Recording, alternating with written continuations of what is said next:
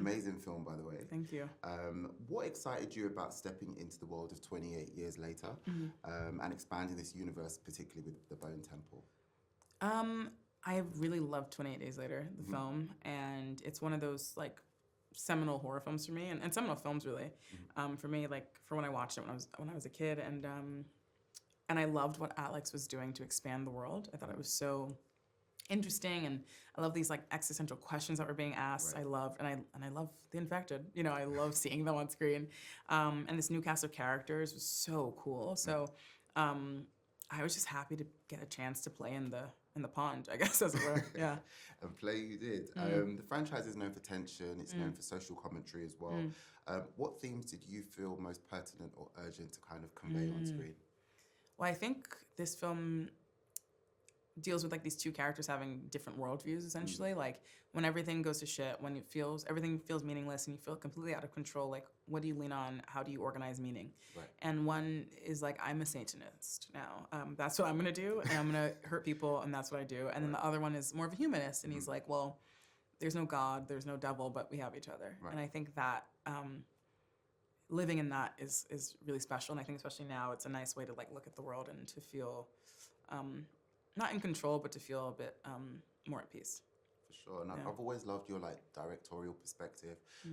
It brings something really new that is quite needed in like cinema. So congrats on that. Thank you.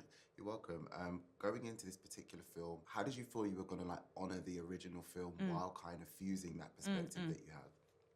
I wasn't really worried about honoring the original because like Alex was there, Danny was there, Right. the producers from the first film were there, Alex wrote the scripts, and we were so in lockstep about like what it meant, the themes, and also like you know, when I first spoke to them, I was really clear about what I wanted to do, and they were really into it. So I felt really secure in that, and I also knew that if I went off piste, they'd be like, "Girl, come back," you know. So that was really I just felt really like held by the whole process. Right. Yeah. And how did you approach building fear through the atmosphere? Because it almost feels like a character in and of itself. You know? Well, the world is scary. Like the world is, you never know what's around every corner.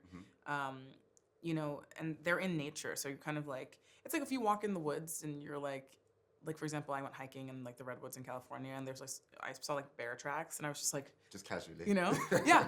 And I think that's what this world is like. You're just like, am I gonna see the horror around the corner? And you have to be really silent and careful. So I think for me, that making sure the world felt like around any corner something could come and get you was really important, and it's building that into each sort of location. Gotcha. And is there a particular scene that you feel captures or encapsulates like what you are trying to relay with the entirety of the film most? Oh yeah, but I can't talk about it because it's a spoiler.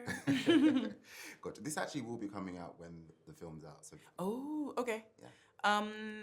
I'll just say moon. Okay. Yeah.